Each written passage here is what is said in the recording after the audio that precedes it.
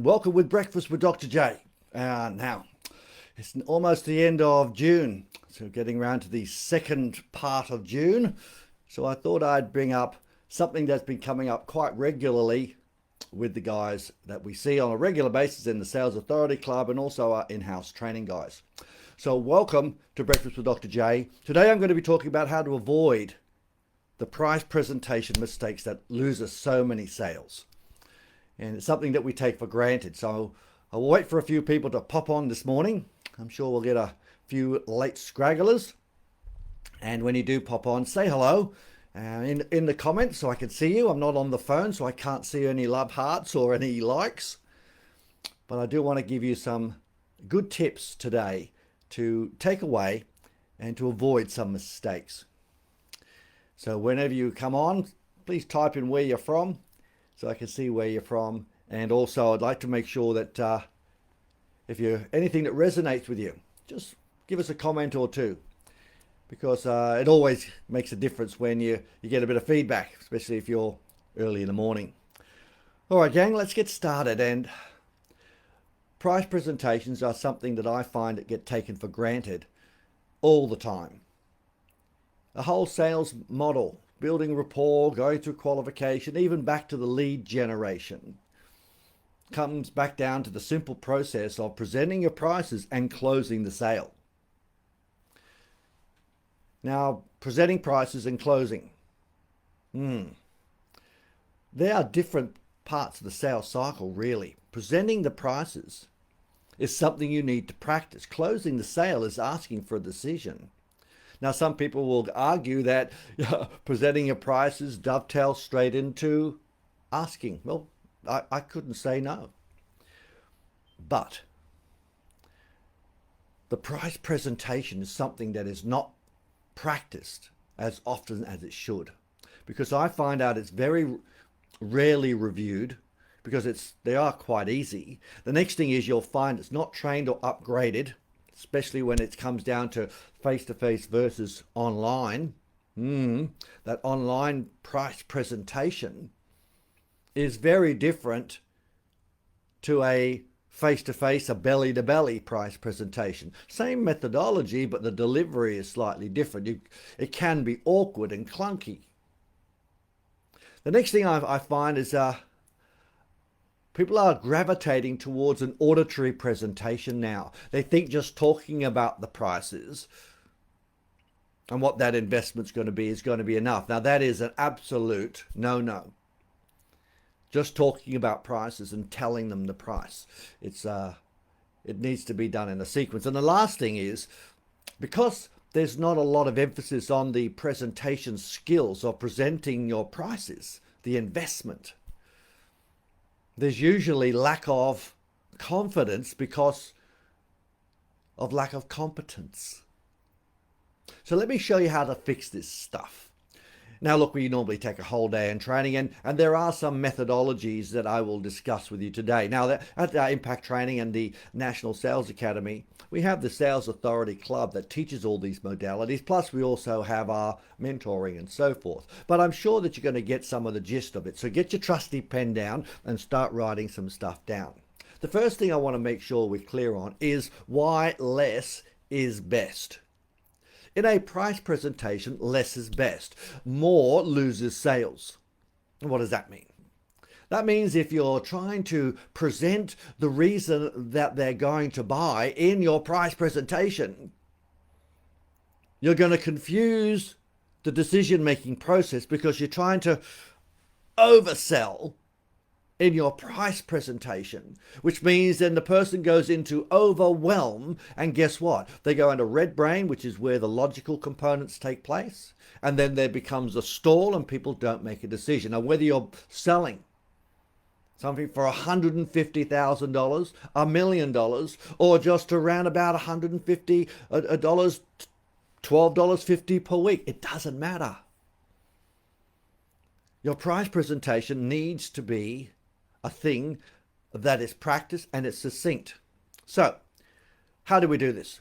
Well, there are lots of ways to do a price presentation. If you're going to use your voice, whether it's online or belly to belly, you need to either write it or have a tariff.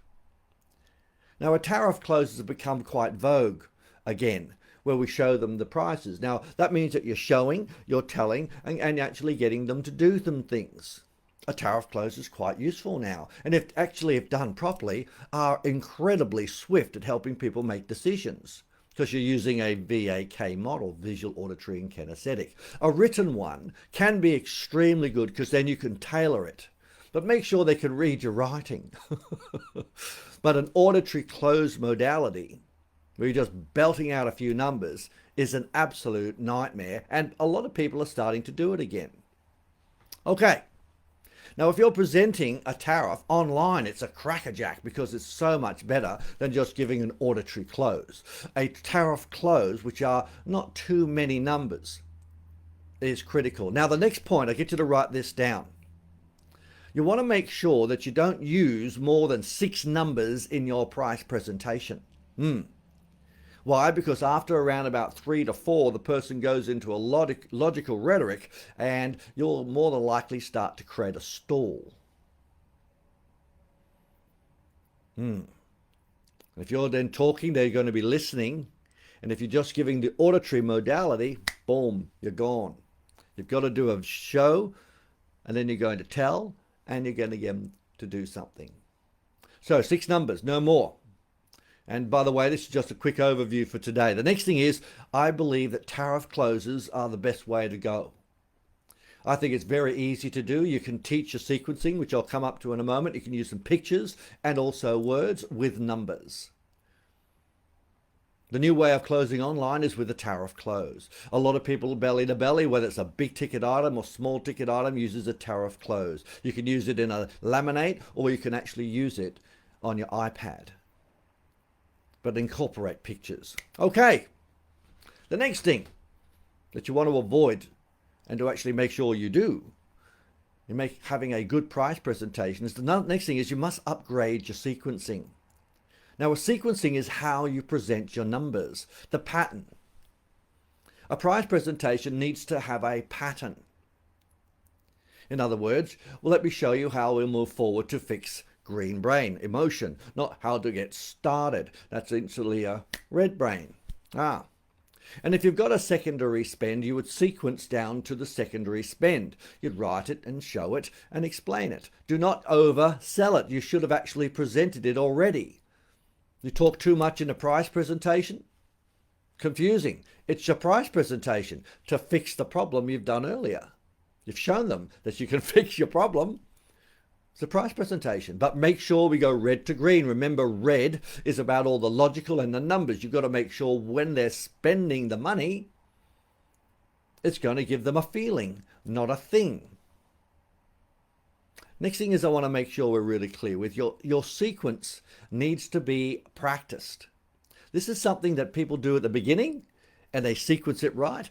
And we have a process called top, bottom, left, right. We then say top, with maybe putting a name to certain things. We go bottom, we go to the secondary or tertiary spend. We then have a left or right with either an assumptive or a prescriptive type of close, or a triplicate of choice, or a disassociation choice, or a similar situation close, because every business is slightly different. The way you ask for the business is not significant right now. It's how you're presenting those prices. Are you saying dollars? Are you saying thousands? Well, you shouldn't be. Are you rushing it are you going through it too quickly because you've done so many of them? Wrong. Take your time. Don't rush them. Now, the next thing is, when you're going through your sequencing, I want you to have enthusiasm in your presentation, because you've done 300 of them or 1,000, but your client has not seen those. This is the very first time that they've seen it. So make sure you're articulating well. You explain the sequence, top, bottom, left, right, whatever it is, and make sure that you are clear and concise. That's why I believe tariffs are better, so people can read what's being written. Now, if you've got lovely writing, so be it. So that's another way to make sure we fix it. So let me just recap. We're going to make sure we have less is best. Make sure that we actually go through the process, have a written tariff, no more than 6 numbers, and make sure there's words and pictures at the same time. Number 2 is making sure that we upgrade and create a sequence. And we've practiced those sequences. Now, the last couple of things are pretty straightforward. Now, a lot of people I find are really lazy when it comes down to closing. Yes. And you would have thought that people wouldn't be lazy closing because it is the nuts and bolts of everything. But people get complacent. They say, oh, I can do that. I can do it in my sleep. Guys, I do recommend to stop lazy presentations and getting a little bit, how can we say, dog-eared. Do your PDR on your price presentation, not just closing, your price presentation 3 times a day. Yes. Do it 3 times a day and just raise the bar each time. Make sure it's enthusiastic and make sure we're good to go. Make sure you close it and make sure you're using green brain in that presentation. So red brain is very priced. You've got to make sure we go red to green, which always brings back the emotion. Next thing is to get rid of the lazy closing sequences is make sure that you review it, because your circles, your ticks, your tapping, whatever you do on your presentation, I can guarantee you'll be missing them out. And the last thing is to make sure that you've learned how to process a thing called the lower lineal. If you've got a secondary spend or a tertiary spend, never include it in your price presentation as an auditory, by the way. It should be presented in your prices, and we recommend on the lower lineal. For those who've done a lot of our training in the past, the lower lineal, you'll get no pushback. Now, for those that don't understand it, feel free to give me a call or just pop down a message and ask, and I'm happy to discuss some of your price presentation techniques.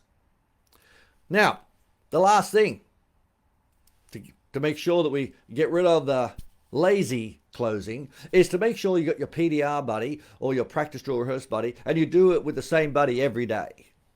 Every day, not just once or twice. It should be every day till you're absolutely a superstar, and even when you're a superstar, you're still sharpening your axe. Oh yes, price presentation and closing should be mandated. Okay, to wrap up, my very last point is using the VAK. The VAK, face-to-face and online.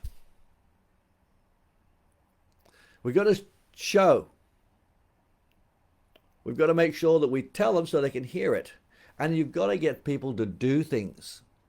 Show, tell, do is showing, making sure they can see things and getting them to do things or getting to feel things in your presentation. Not practiced often. People don't understand it very well. And guess what? It does make an enormous difference. So the first thing is engage in your price presentation. Look for acknowledgement, right? Don't just present your prices. Remember, when you're presenting prices, do not look at the customer. Look at the prices and keep talking to the prices. And when you want the customer to look at you, look back at them. Do not keep looking at the customer when you're presenting your prices. Look at the prices. Have your hand downwards. Talk about this one, then talk about that one. Don't keep popping up. If you want them to buy one, you put a circle around the one and just look at it. And once you've looked at it, and then which one do you think we're going to do? Look back at it. Don't keep looking back. Very simple process. Oh yes. Last thing. If you're doing something online, and we've actually done the sales pivot, the sales makeover pivot, and we've got lots of new ways of moving people from the phone onto a Zoom into a presentation. But the big rock here, your price presentation online has to be sequenced with a tariff that goes straight to you got it, a chat box close. Making sure you can talk them through, show them what to do, and they're doing stuff in their closing sequence. It's not about pricing there, but it's using the VAK as well. So in summary, guys, If you want to avoid some of the mistakes, and by the way, getting back on the horse now and going back to work is so important that we have a good price presentation. It is taken for granted and not inspected often. First thing is, less is best. Make sure that if you talk too much, you're going to overwhelm. Make sure there's no more than 6 numbers. The next thing is we talked about this morning is you must upgrade and review your sequencing. Make sure that you know when to present it, and I would suggest you use a tariff these days. Yes. Or if you've got a good writing, make sure you can read it. How to fix your lazy closing. Make sure you do your PDR and make sure that you raise the bar and keep your price presentation green. Oh yes. And the last thing is to make sure that we use a VAK, online and belly to belly. Make sure if you're presenting your prices, you're looking at the prices, and when you want acknowledgement from the customer, then look at them. All right, gang? Lots of little things to raise the bar in your price presentation. Very rarely talked about and hardly ever practiced. And you know what? You probably know what to do. But if you haven't sharpened your axe before we get out there again, after the weekend, after a bad week, after a good week, we sometimes drop the ball. So I hope you put these things into practice. I know there's only 4 major things, but let me promise you, if you do it, it will make a difference and your price presentation will flow. All right, gang, thanks for joining me today. Always good to see everybody. And if you've got any questions, please pop them in the comments. And if you'd like to have a sales growth plan to go through your own price presentation, just pop it in the comments. I'm more than happy to jump online for half an hour and give you some understanding on how to maybe upgrade your sequences as well. I'm Dr. J. We'll see you soon. Bye for now.